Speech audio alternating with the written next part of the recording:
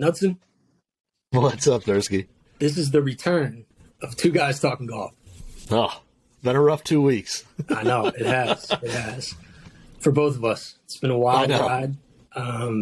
We do apologize to the weekly listeners. I know we missed a couple episodes, but we're back.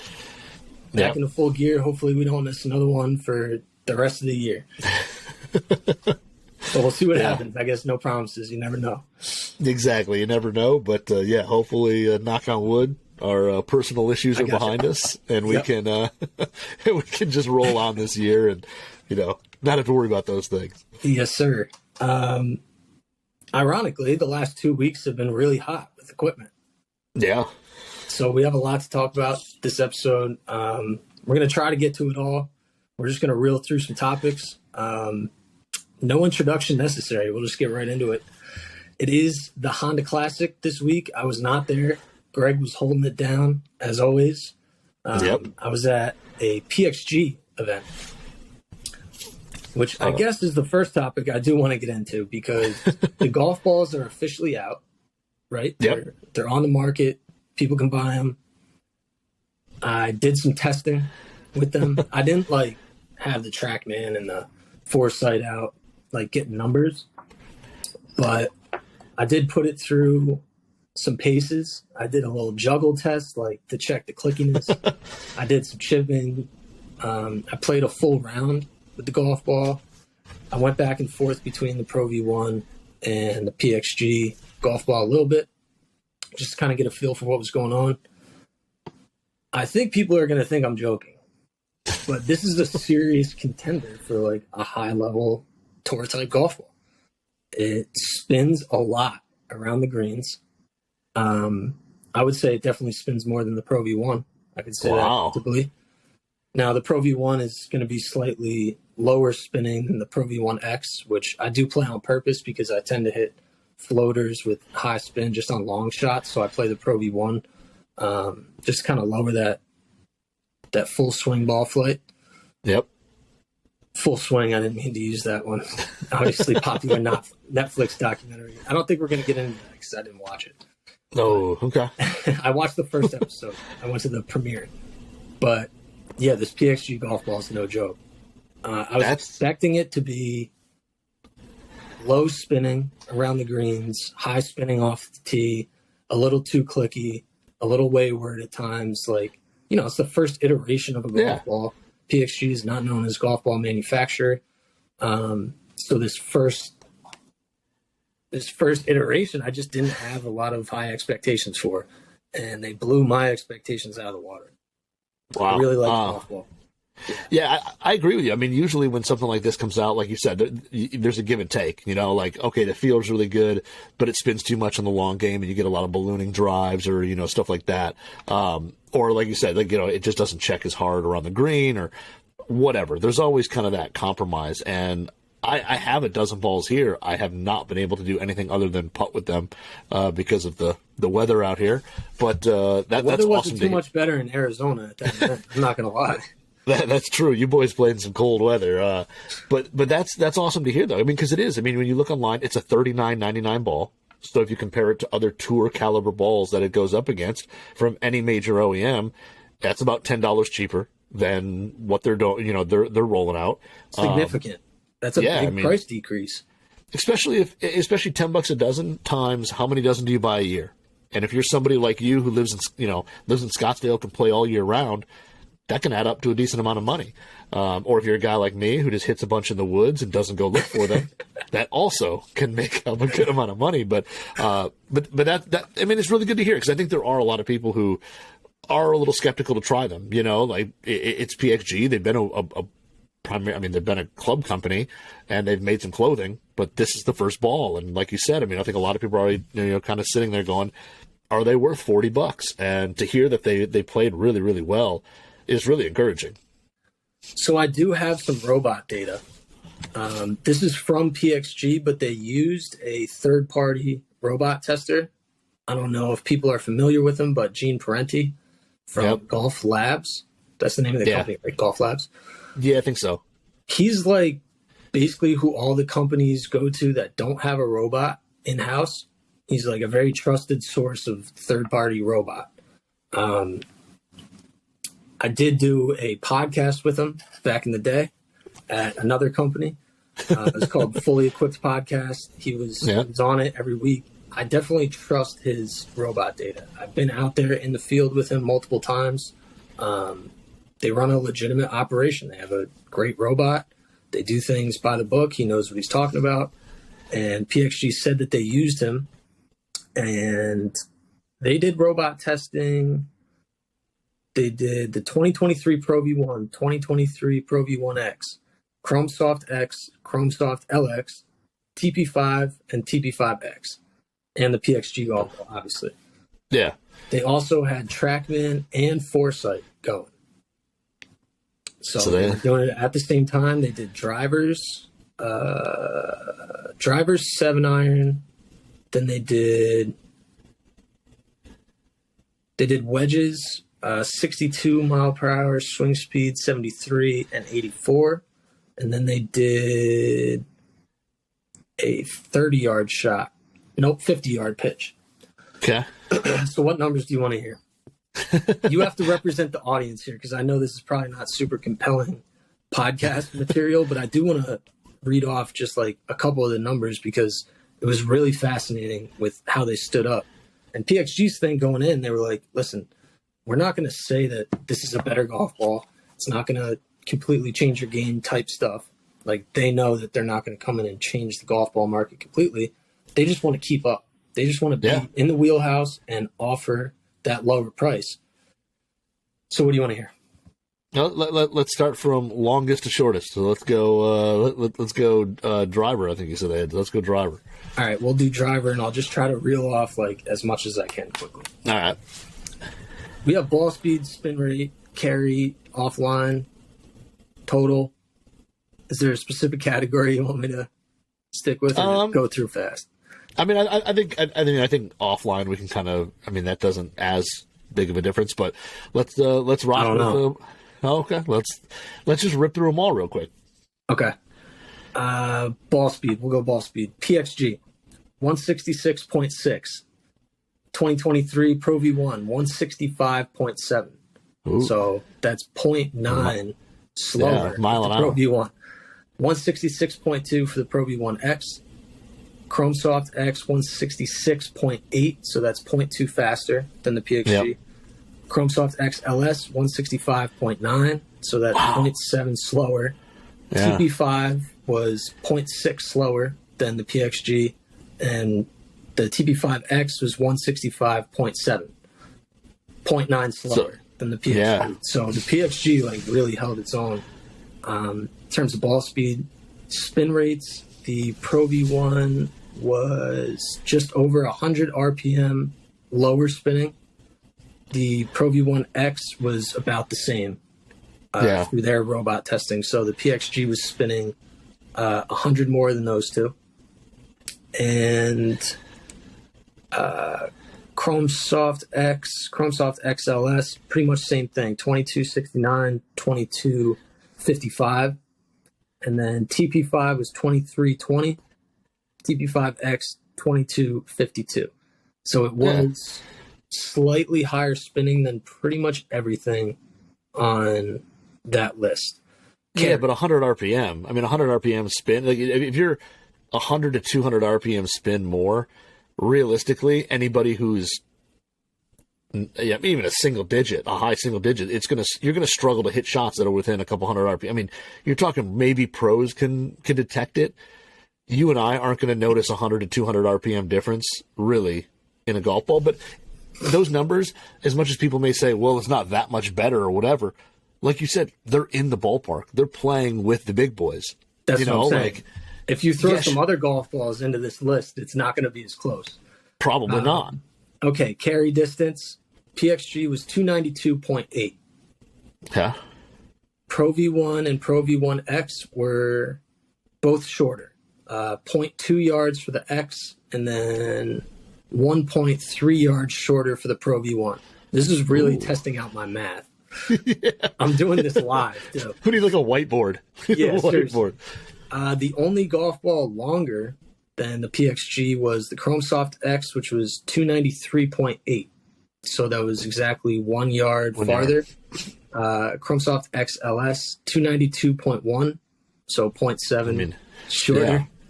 TP5, 291.3. TP5X, 291.7. All shorter on the carry. Okay, the offline dispersion was actually quite interesting to me. Now, this is a robot, right? Yeah. Offline dispersion, which is shown in yards. PXG, 5.1 yards offline. Okay. Everything else was worse. Pro V1, 8.3 yards offline. Pro V1X, 6.6. Chrome Soft X, 7.0. Chrome Soft XLS, 8.1. TaylorMade TP5, 13.6. That's a little squirrely there. Yeah. And then the TP5X, 6.2 yards offline. Yeah, Okay. I mean, again, I think, it just proves that PXG was like, they went into it saying, let's build an equally as good tour level urethane cover ball. We'll charge $10 less per dozen, and we'll sell a ton of them. I think they already sold out the first order now. I don't know exactly how many dozen they ordered, how much they're actually flipping. But their first order in, like their first big inventory order, out the door in under 2 days. That's crazy. Yeah. And people haven't hit them yet, Yeah, that's the so thing. it's like they're kind of just basing it off of either brand loyalty or trust that they're going to put out something good. Yeah.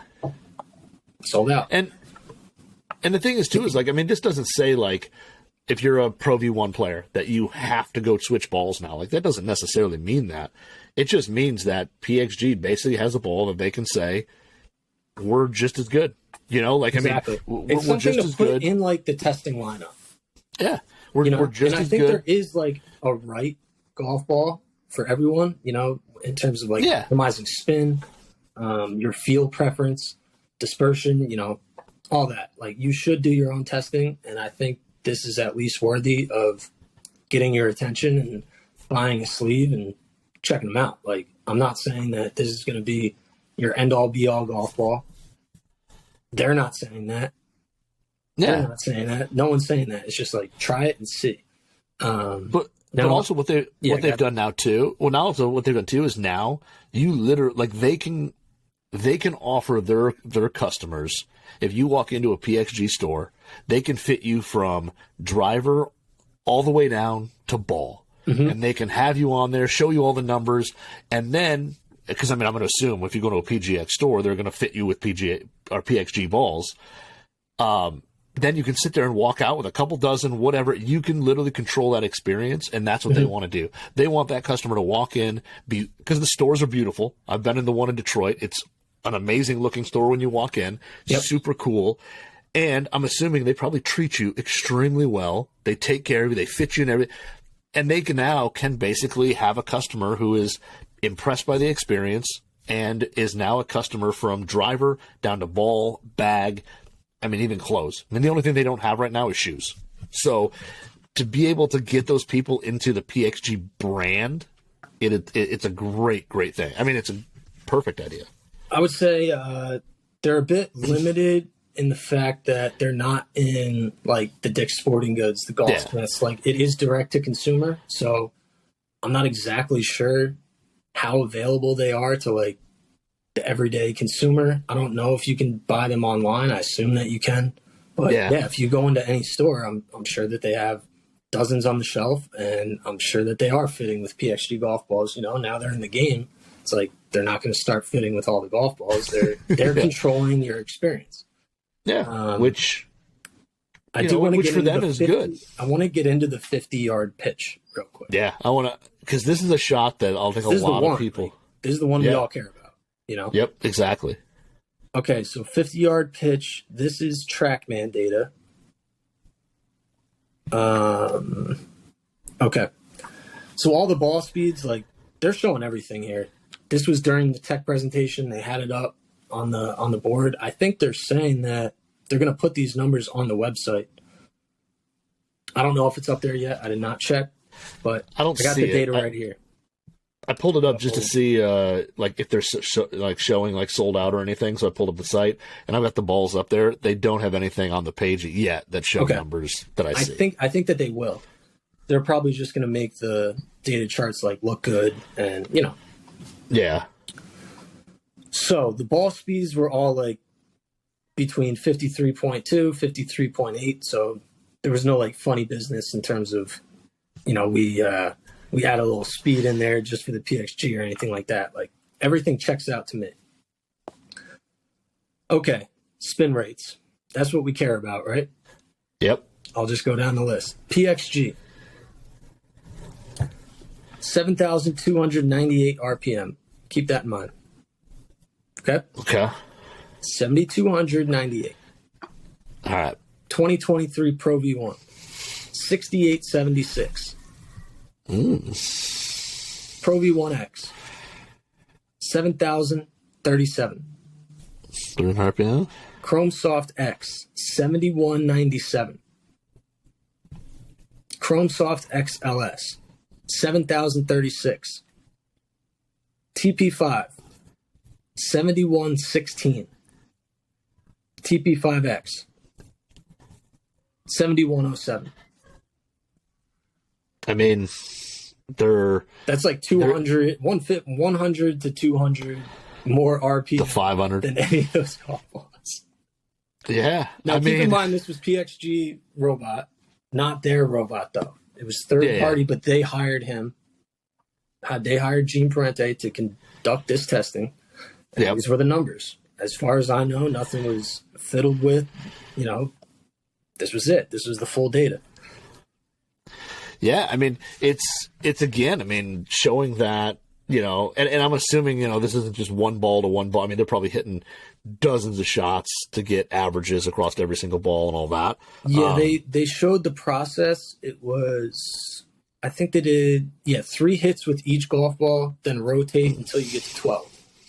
Oh, okay. Yeah, so they did 3 PXG, 3 Titleist, Pro V1, Pro V1. So there was no, like, weather factor or anything like that. Yeah. No, but I mean, it's still, it's just impressive that, and let's be honest, I think PXG, when they launched the ball, said, they have spent, a few years designing this ball. This wasn't a call up a factory and say, hey, build us a ball that's a high quality tour ball that competes with this. Like, they did the design work. They did the engineering. They had a company, I'm assuming they have a company make it for them. I don't think they have a factory. I think they have a partner. Yeah. Yeah. But they did the design work. So they had control over it to basically say, the first iteration, hey, this isn't good enough. We got to fix this, this, and this. Go in. So, I'm not going to knock other direct-to-consumer golf balls because there's a lot of really good ones out there. But this is a little different because they did the engineering work. They did they designed it. They didn't just call somebody up and say, make me 50,000 dozen. It's pretty unique to see. And the other interesting thing is they're only making one ball. All the ones that you mentioned are all two, they have a high spin, a low spin version, a firmer, a softer. They all have 2 different versions, and this is just one ball, and it hangs with all of them. I'm sure at some point down the road, who knows how long it'll take. Maybe they'll have 2 options. Maybe they'll have a higher end option and a lower end option with, different color, Sterling cover instead of urethane. If they open the market all the way up for PXG clients, they'll probably expand. But right now, it's nice and simple. It's cheaper, and it's kind of stacking up. Once you see the robot data, and I personally tried it myself, I know they're not just blowing smoke. This is not an ad. I would trash the golf ball if I thought it was trash, but I just think it's good, so I thought it was worth mentioning. We can move along. I'm excited to try it. I was excited to try it anyway, just because I was, like you said, I wanted to see, how good, bad, whatever it was. And now to hear, you're impressed with it. Now I'm going to go into it with a little higher expectation, and I think when I get out to actually play and hit some balls off grass and all that, and it's going to be one of the first balls I take out of the course to try. Yeah, just give it a proper chance. That's all I would recommend, because I was definitely going into it with low expectations, but still an open mind. I go into it I'm just hitting golf shots, and I'm seeing what the product does for me. I give my opinion. That's all I can do. Now, did it fly, like when you were actually out on the course, did it fly a little higher than Pro V1? Because that's I mean, that was the marketing thing of that it's going to fly a little higher. It's not a low launch ball. Well, compared to the Pro V1, yeah. I wasn't hitting against the X, though. No, but I mean, but if you're a standard Pro V1 player, you'll probably notice a little more height on those on those shots. Probably a little more height than the Pro V1, yeah. Yep. But it wasn't. But it didn't end up being any like shorter. I mean, when you're hitting, if you were hitting like side by side, I mean, they were in the same vicinity, weren't they? I mean, I have a full dozen, so I fully intend on going into the TrackMan and spending like 2 hours hitting these golf balls side by side by side, just to see what I see. I'm not a robot. We all know that. But I don't know. I mean, I watched you hit some modern classics, and that swing is looking crispy. Yeah, if you want to check out our new 8-part video testing series in partnership with Second Swing, check out our YouTube page. It's basically me just hitting a bunch of old products and seeing how they stack up against my gamers. I thought it was a pretty interesting concept for a series. We got our Say Yay video production crew on it, and the videos look awesome. Say what you want about me on camera. You're entitled to your opinion, but I think it's cool highlighting some of the old products that stand up to the test of time and are still available for pretty cheap. The most recent episode was the Ping G400 LST driver, which I hit against my current gamer. My current gamer is not the SLDRS. I have switched that out for a modern driver. I don't want to say what driver I was testing it against. I don't know. I think that's like a little unfair. Yeah. In some way. But yeah, all the products that we tested, I matched them up as best I could. I promise I did the best job that I could getting X stiff shafts, the right length, the lie angles similar at least, and the lofts all the same. We were able to get all the lofts the same. Everything I was able to find an X stiff. Some of the clubs do have like S or R on the bottom with the sticker, but they were X stiff shafts. I promise. Anyway, yeah, no, I personally am a huge fan of the series. I think it's awesome. Cliff is your kind of your co-host there. Cliff from Second Swing is friggin' awesome. Yeah, he's a Second Swing fitter, but he's been in the industry for 30, 35 years. He used to be a Titleist fitter. Has some history with Tiger Woods. So he's awesome. He's no joke. He's a funny dude too. Trust me, I'm a big fan. I was super excited when the 400 came out. I'm excited for the next one. You hinted a little bit at what's coming out, so I'm excited for that one. So the last two are both heaters. Yeah, for sure. Okay, so let's get into a little tour stuff. I'm just gonna reel through the list because these are all switches from the last like 2-3 weeks. I mean, we didn't have a podcast last 2 weeks, but I still want to highlight some of the stuff. Rory McIlroy. So he goes out. Where did he win? It was Saudi or Dubai that he won? Yeah, he won in Saudi. Yeah. So he had Vokey wedges in the bag. I think we all kind of assumed that it was going to be, he wasn't on PGA Tour grounds, quote unquote. So maybe the contract didn't apply. He's got Vokeys in the bag. When he comes back, maybe he's back to TaylorMade. Not the case. This kid fully adjusted his contract to allow him to play more clubs from other brands because I think he wanted to play Vokeys. Yeah. He did some off-season testing, from what I gather, and he spoke on this at Waste Management, actually, so some of this is definitely public knowledge. He did a little off-season testing, really liked the Vokeys. He found the right grind for him, put him in play, he won. That's it. He adjusted his contract to play clubs from other brands. I think he was in a 14-club deal. As far as I know, he was in a 14-club deal prior. Now, I don't know if he adjusted 3 clubs, 4 clubs. Like, are we going to see him testing the Scotty Camerons and Bettinardi's? I don't know. So far, he's sticking with the Spider X, and then he's got TaylorMade throughout the bag. Now, at Riviera, he started the first round, or he played the entire first round, with his former Stealth Plus. Yep. After the first round, he did some driver testing on the range. Like he stayed after the round, went to the range, had the TrackMan going, hit the Stealth Plus versus the Stealth 2 Plus, put it in play for the second round. Then he completed the event with the Stealth 2 Plus. You just don't expect a guy like Rory to change drivers mid-event, you know? No. He's really a guy that he gets what's in his bag. He sticks with it. Maybe he'll do some like fairway switch-ups depending on loft. I know last year he was kind of going back and forth with 3-wood specifically. But, you know, he's really a set it and forget it type guy. He's not one that's testing week to week, so him making a mid-event switch, I thought that was pretty cool. Yeah. I mean, well, usually you'll see it like if a guy's really struggling, you know, if it's like, man, I'm going to make the cut, but I'm still, you know, I'm +8. The leaders are, you know, minus, you know, 100. Okay. Then you see the guy make the switch and, you know, he goes in. But yeah, for somebody, especially like him, who's not a guy who changes much. I mean, he changes certain things a little bit, but like, other than putters, really, he kind of doesn't change the top end of the bag a whole lot. Like, I mean, drivers, once he dials in, he sticks with it the whole year. Same with shafts for the most part. You may see 1 or 2 changes there, but he's not a guy that that you think of as a tinkerer or a guy who just, you know, changes stuff out just to change it out. So, it was pretty interesting. I mean, I think a lot of us in the amateur world have kind of seen, you know, Stealth 2 be kind of a little bit of an improvement, especially on miss hits and stuff like that. For a guy like him, there's probably, I mean, his miss hit is a little different than ours, but he maybe saw some gains there where, you know, his miss is in a certain spot and that, you know, and the Stealth 2 just helps with that shot. I mean, who knows? But that's kind of a cool thing to see, though, switch in the middle of a round. I don't have the or middle of a tournament. I don't have the quote in front of me, but I think after the first round, Rory said, he was like, Tiger's hitting it pretty deep. Like, I went to the range after, did some adjustments to pick up some more speed. And I did talk to a TaylorMade rep, and he was just like, pretty simple.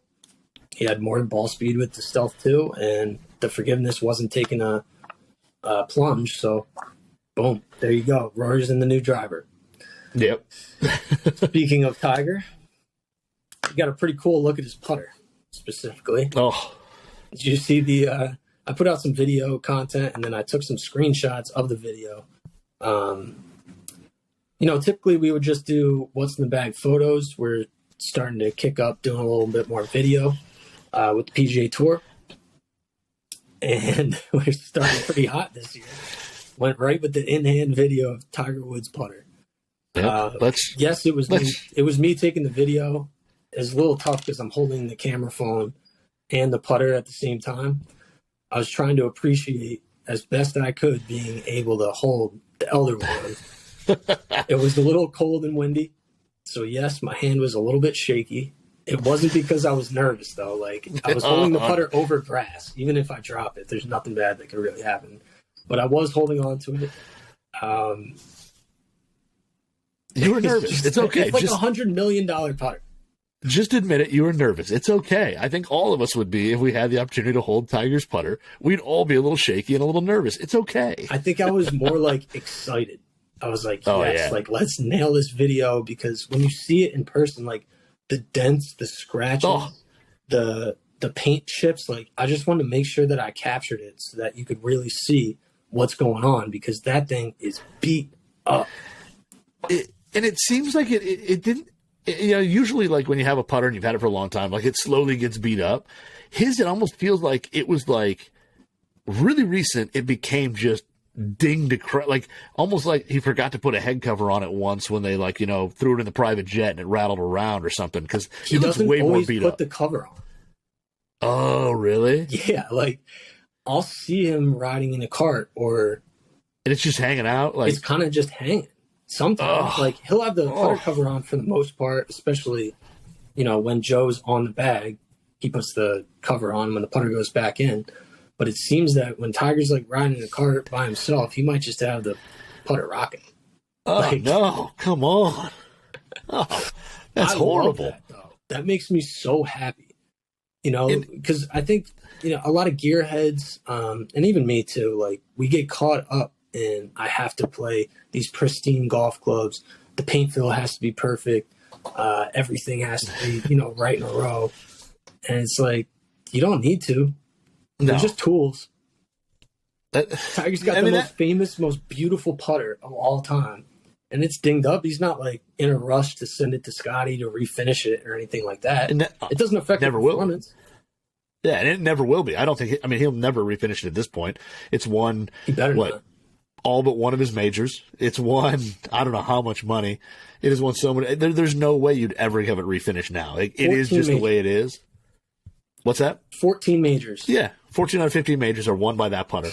There's no other putter out there that has that kind of resume with that many wins, that many majors. And, yeah, you can't refinish it now. It's just the way it is. It's just going to live its life until he retires and hangs it up. And then it sits on his wall for before he hands it down to Charlie and, whatever, or Sam or whatever his kids, he'll hand it down and that'll be it. But I was shocked when he took that video. It's just more dinged up than I remember it being. And it was never pristine. But man, like the edges, it's kind of rough at the moment. It's so cool though, like that sweet spot where oh my god, that's crazy. That's absolutely crazy. On a GSS putter, how many times do you have to hit the center of the face, the exact same spot for it to get a wear mark on that putter? A million plus, 2 million, which he's probably done. Yeah, exactly. How many putts do you think? I mean, between practice and just rounds ever, whatever, in his house, all that he's hit with that putter. I mean, it's got to be, millions of putts that he's hit. And so, wear a little spot. I mean, we can keep a putter our whole lives and not come anywhere close to that. If we do, I'm going to expose myself for how bad I am. But let's say he hit what, like his 500 putts. Let's call it 350 putts per day. Okay. Is that fair for 23 years? Yeah, straight? I would say so. I mean, you think there's a few, he takes a little time off for stuff here and there. He switched to like a Nike putter, and he's tested some TaylorMade putters. Yep. He had a run with like a TaylorMade mallet. So let's reduce it then. Let's call it what? 200 putts per day on average the last 23 years. So 23 times 365. That's 8,395 times, I'll say 225. Okay. That's 1.8 million. 1,888,875. I bet it's over 2. And I'm definitely taking the over. I'm taking 100%. The over on that. Me too. I was trying to be, I wasn't trying to over-exaggerate it. Because even those times when he had the Nike putters in the bag and the TaylorMade putters and all that he was messing around with, after a rough round or a rough practice or whatever, he'd go back to his house, grab the Elder Wand, and just knock a few in to get that feeling back. He did. He never set that thing on the shelf and just walked away from it for a few years. He probably travels with it. Like, even when he plays with a different putter, he probably has it just in case. Maybe. He might. Yeah, I mean, that's the thing. I just don't think that even when he wasn't playing the putter, gaming it, that he wasn't taking putts with it. Had to. So how do you not? He did have like a slight adjustment to it. The last time we saw him at the PNC Father-Son. I guess it's not called the PNC Father-Son, but it's the PNC Championship, whatever the official name is. He had some lead tape on the back, and he had like the slightly bigger Scotty Cameron grip. When he took the lead tape off, the bigger Scotty Cameron grip, which weighs a little more, no longer made sense. So he went back to the thinner, lighter Ping PP58, which has been on there since day one. So just a small little switch up there. He does that often with the lead tape. He'll go off and on, depending, mostly for the Open. He puts the lead tape on, like slower greens. So nothing huge there. He didn't send it back to Scotty to get it refinished. I know that for a fact. Yeah, the paint fill's still jacked. Like, he hasn't even fixed the paint fill on it. It makes me so happy to see it in the shape that it's in. Well, again, like you said, part of it is it's a tool, man. Like, to us, I mean, if we ever owned that or possessed it, it's like an ultimate piece of history or whatever. And to him, it's just a putter.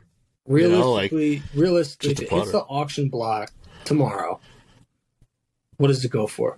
I mean, realistically, I think that's a minimum $50 million. Yeah. That's $50 million a minimum. Big boy number, and I'm still taking the over. I would say mean, I would say it ends up selling for like 73 million. Yeah. I don't know who's buying I don't, it, but someone's going to buy it.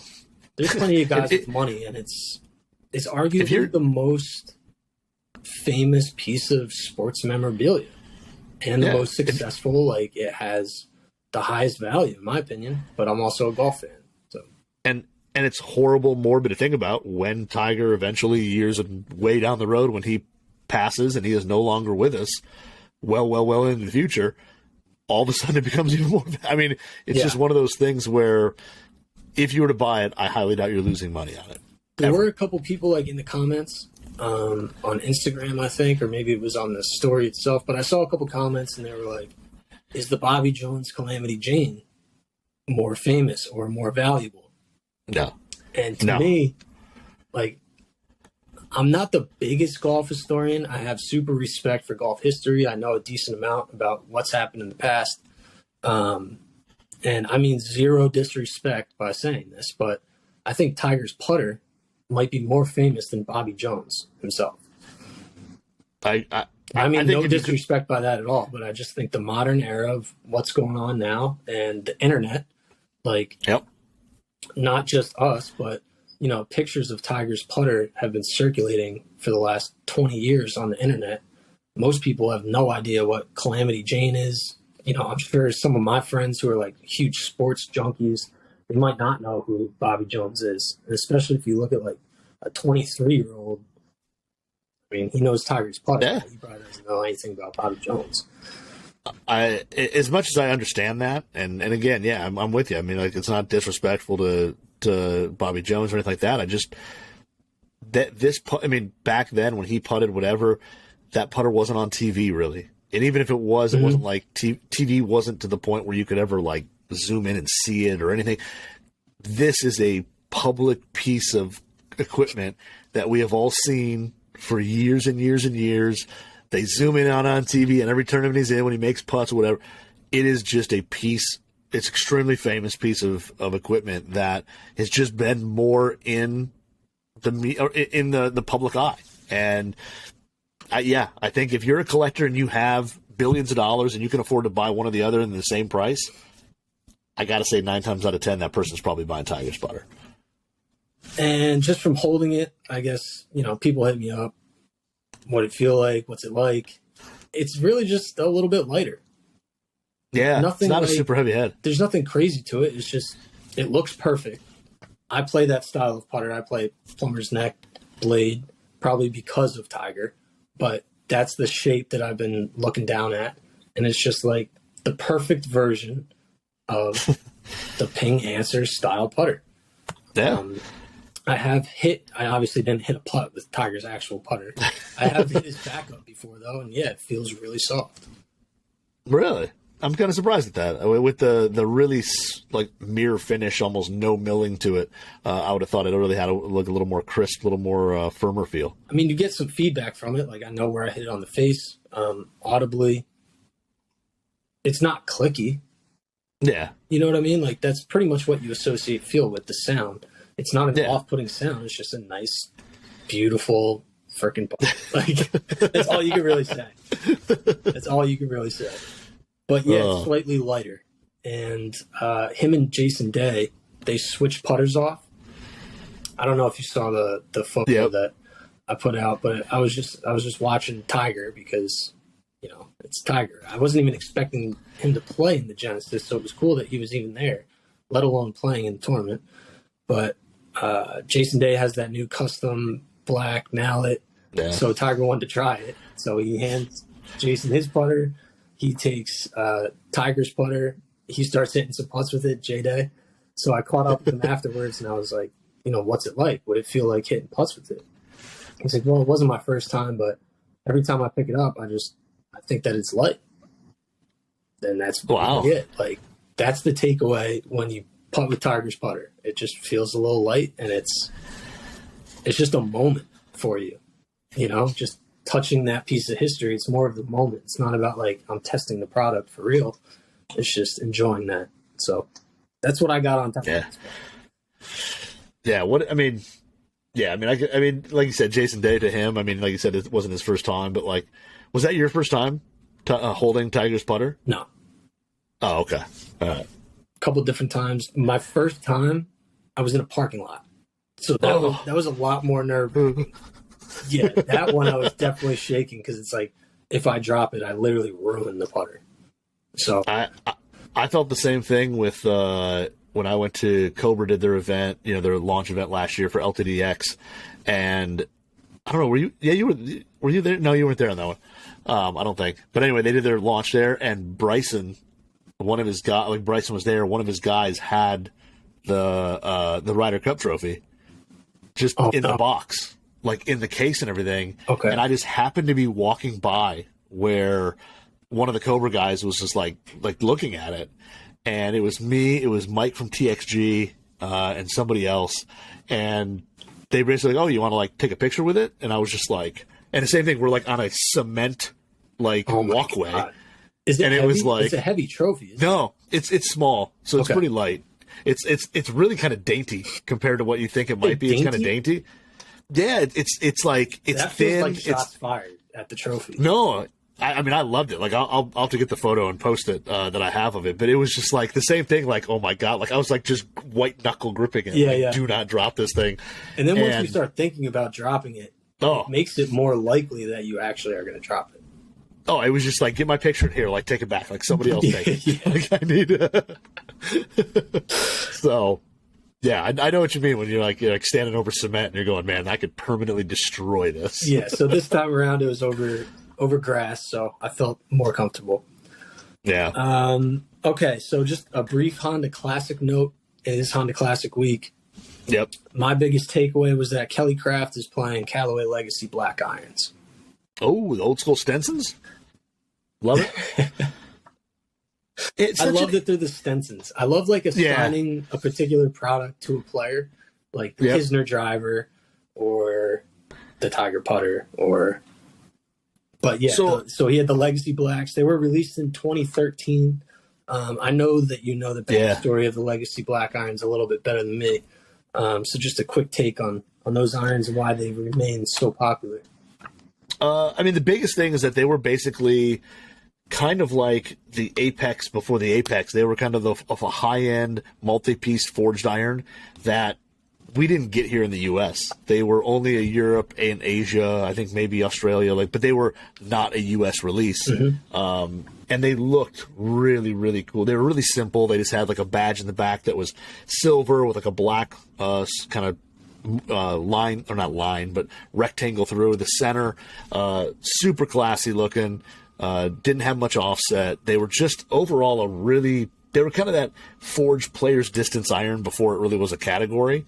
And the biggest thing is that they didn't make them here. They never brought them here. We got the Diablo forged, which... Hey, don't hate on the Diablo. Those are my lefty irons.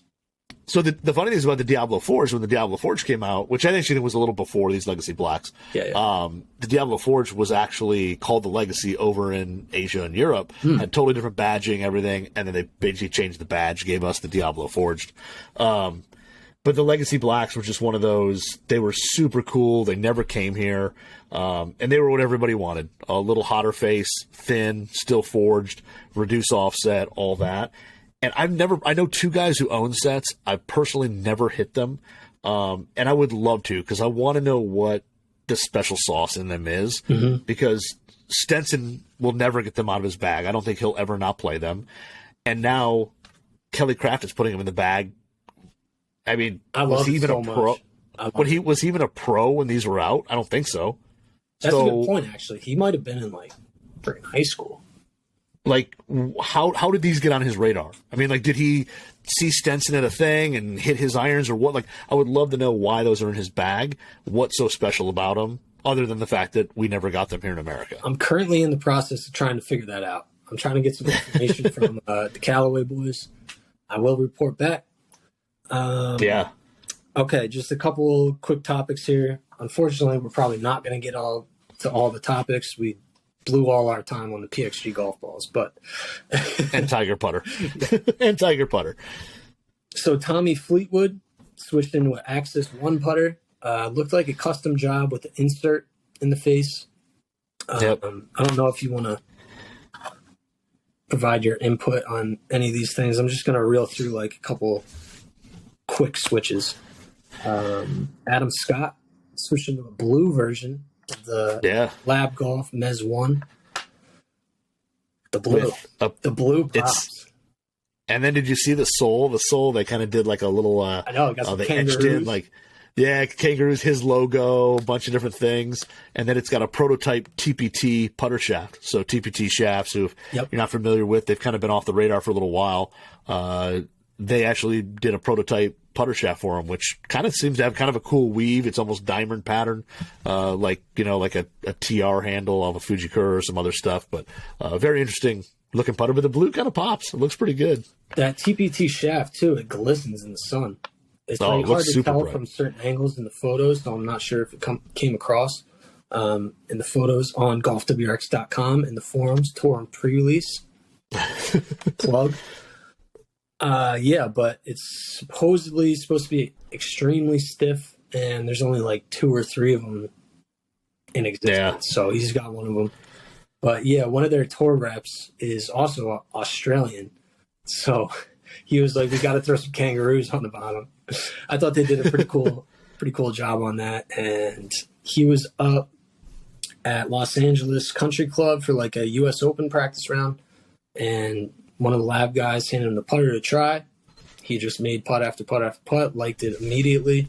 He did do a little bit of testing at Riviera, but ultimately went with that blue Mez 1. Yeah. Justin Rose. This is how long we haven't done a podcast in, because I don't think we even talked about this yet. But Justin Rose, he was playing a TaylorMade M2 driver, switched into a Paradigm, which he has been testing off and on really since it was available. But he was kind of sticking with the M2, has fully switched into Paradigm. He also switched week of at Pebble Beach, the week that he won. And I saw this testing session happen. He was over with Ben Shulman just at the far end of the range. They were testing product. And I was like, I'm not even going to go over there. I'm not going to bother because this is what he does. This is what he's been doing the last like 2 years, every single week, just testing. So I was like, maybe he'll make the switch. I don't know. We'll see. We'll see what happens this week before I blow it up. He did. He switched right into the Cobras. He did a mixed set of the new King irons. He went with a Tour 4-iron, 5 and 6 iron CB, and then the MBs for the rest of the set, I believe. And he just said he loved them. Like right off the bat, Shulman said within 20 swings, he basically told him he was going to switch, and they just had to get dialed in. I think they had some grip issues, like perfectly matching the grip that he wanted. So he actually won at Pebble. At Riviera, he shows up, they re-grip the irons. It's like, Jim Rose just can't help himself, you know? No. It keeps us entertained, but it's just funny, you know? These guys that switch after winning. It's like, what more do you want from these tools, man? I know the feeling. I know that you do. And then just the other points of note, I had Jordan Spieth finally switched his putter grip out. He went to the new Zenergy. He's got a little custom job on there. And then Xander Schauffele also switched into a Zenergy grip to go along with Justin Thomas, who refuses to stop changing putters week to week. So we don't even have to get into it. He went back to one of his mallets, but he switched into a custom JT Super Stroke Zenergy grip. Yep. So there's my product rundown from the last 2-3 weeks on tour. Hopefully I didn't miss anything huge. No, well, I will throw this out there. I mean, I know we mentioned TPT and the putter shafts. Mm-hmm. Greg's thing, Ben Crane has a TPT fairway wood shaft. Okay. And I'm just going to throw this out there. If you guys go look in the forum, take a look at it. Me personally, I think the TPT font looks very Golf WRX-y. So if you look at our Golf WRX, are you saying that they stole the WRX font? I'm just saying if you take a look at it. Or no? I'm just saying if you take a look at it, it looks pretty familiar. All right, where are we at here? TP2 with new graphics. I see it. Yep. If you want to look along while listening in, you can go to forums.golfwrx.com. Okay, so Ben Crane testing the TPT. With new graphics, and if you scroll down, I see what you're saying. I see what you're saying. They also got a QR code on there. Yeah, and it says pure power. I respect that. The QR code, actually, that's kind of brilliant. Actually, it actually makes... Are they the only company doing that? See, to me, it makes sense for prototypes because then you don't have to print anything on the shaft that tells you what it is, weight, any specs that guys like you and Greg will go snap pictures of and we all look at. They can just have the QR code, and if somebody goes like, oh, which one was that? Like, we made him 2 different prototypes. They can just scan the QR code and be like, oh, that's the 80-gram version with, the softer midsection, or whatever. They can easily figure out which one it is. If every shaft company could put QR codes where, I don't even have to ask the rep what's going on. It just takes me to like a product page. Much appreciated. So speaking of that, I wonder if you can actually scan it. I'm gonna try it too. It's not quite clear enough to do it. When you zoom in to make it bigger, it's not quite clear enough. So, we'll have to start getting higher. I can't get it to pop up either. Yeah, I think we need higher res photos. We'll tell Greg, you and Greg need to take bigger, higher res photos so we can get those QR codes in there. If you want to put that request into Greg, you can. I'm not going to tell him to do that. Next time he's on the show, I'll tell him. Okay, so that's our PGA Tour talk. Just real quick, we don't have to make it a whole thing. Just before we head out of here, there's been huge news in the golf world. LIV Golf players can now play the Masters, the PGA Championship, the Open Championship, and the Ryder Cup. Yeah, that is crazy. That is huge news. That it feels like it changes everything. I agree. I don't know exactly how it's going to change the LIV Tour itself. Like, they're still on contract with the CW market.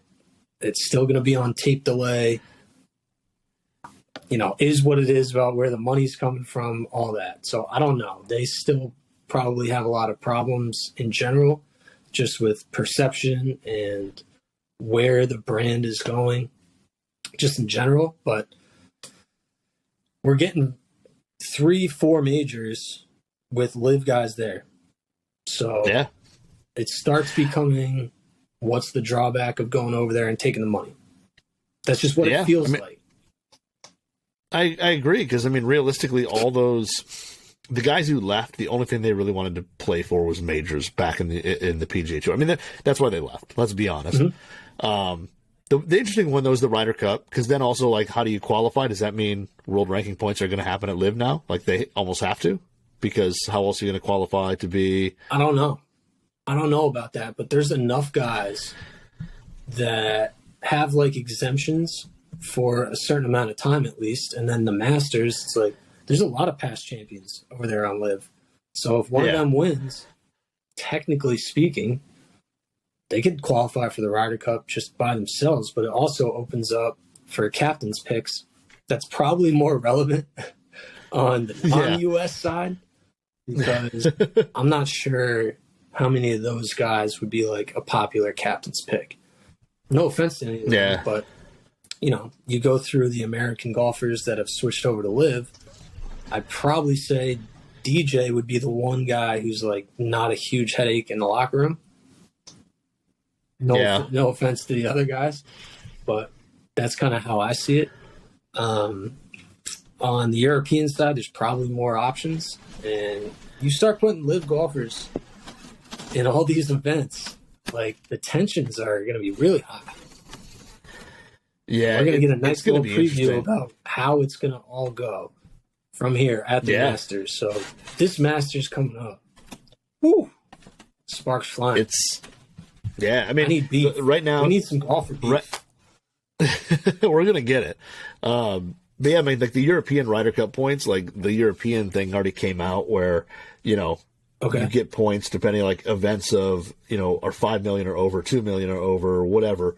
There's the point structure already set up for them. Okay. I don't see on the Ryder Cup site that the US has theirs set up yet, but it's going to be interesting to see what happens when Patrick Reed has to go play against Rory McIlroy.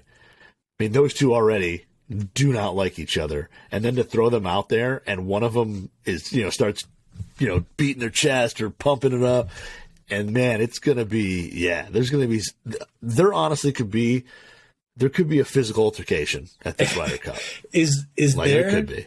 Is there a possibility that the Masters is savage enough to have it be like, I don't know if Ian Poulter would qualify, but say Ian Poulter, Patrick Reed, Rory, first round tee time. Would they do that? No. And the reason why they won't do it is because everybody's going to watch no matter what. They handle, everything's controlled by them, and they don't have to worry about like, oh, how do we get better ratings? The ratings are already going to be phenomenal. It's the Masters, and all those LIV players are going to be there. So I don't think they did because they already have enough. They don't like controversy as it is. So why make it worse? They don't want that. I don't think they do it. Now, another tournament, or like the PGA or something like that, they might throw some gas on the fire.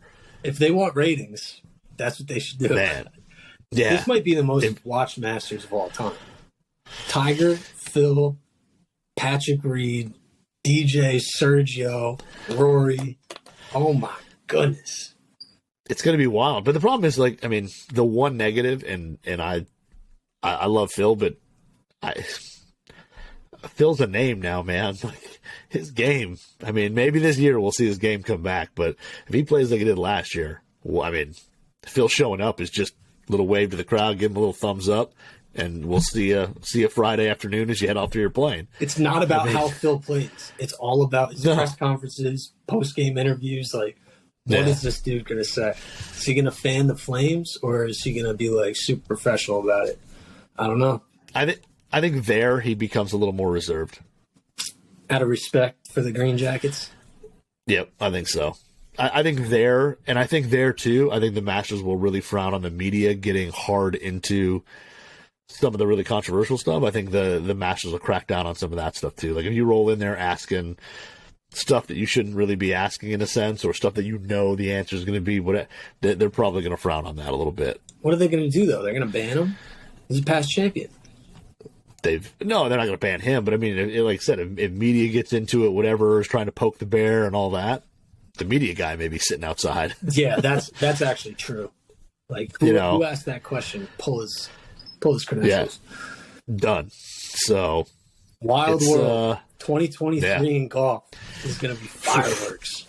I can't wait till the next full swing when they cover all this stuff. True. It'll be awesome. I'm going to try to watch the whole Netflix doc so we can talk about it next week. I don't promise that, though. I don't promise. I finished it. I finished it the other night. I finished it. Was it yesterday? I might have finished it yesterday, but I finished it the other night. I watched the final one. So if it was Rotten Tomatoes on like the 1 to 100 scoring system, what would you give it? I'd probably give it like an 85. Oh, that's high. Oh, I think it was really good. I think honestly, it had to. I thought honestly it was really good. You got to have insight on some players that you don't normally get, and it was pretty cool to see some of the inner workings and some of the relationships that these players have. It was just some of it as a hardcore golfer, I guess as you call it. That like they always were like, if you don't make the cut, that means you go home and you don't make any money. Yeah. And it was like literally every episode, and it was just like, we get it. Like, we get it. All right. Sure, they have to do it though for people that don't watch golf. They're just scrolling through Netflix and they're like, "Ooh, what's this on the top 10 trending?" Which I'm sure it was for the first week at least. I bet it still is. Yeah, so you kind of have to do it. I know what you're saying though. I only watched the first episode and it's like explaining a birdie. We have to define birdie. Yeah, and it's like for all the hardcore golfers, we already know what happened in the event itself. I wanted a little more behind the scenes, but just like product testing, I will keep an open mind for the whole series, and I will provide my Rotten Tomatoes score next week. There is still some stuff when you watch. There's one of the majors where there was a big ending in terms of what happened. Watching it over again is still very painful and very cringy, and it's tough to watch, but it's exciting.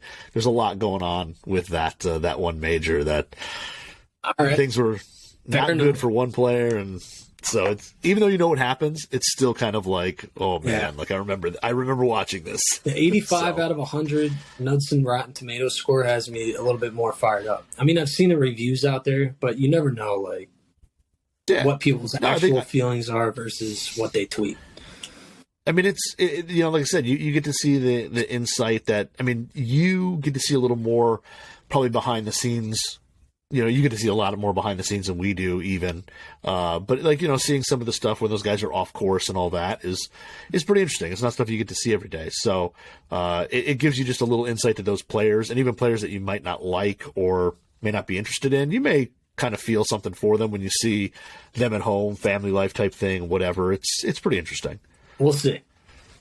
I promise to provide my honest feedback. All right. That I will say. All right, this was the return of Two Guys Talking Golf. It was a fun episode. Thanks for joining me. It was. Hey, man, I'm glad we're both back. I'm glad we're both in better places. Yeah. And when I say that, I don't mean Tursky and I had any beef. We had our own individual personal stuff. Cut that. Don't explain it. Let people think we're beefing.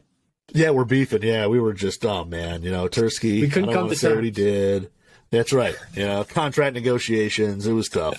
But no, me and Knudson are cool. Had nothing to do with that. We just, you know, life sometimes. Yeah, just life. We both had life going on for the past 2 weeks. Yeah, man. So, but we're back in the groove of things. That is a pun. This is a golf equipment show. There you go. I'll leave you with the pun. I like it. We'll see you guys next week on Two Guys Talking Golf. Peace.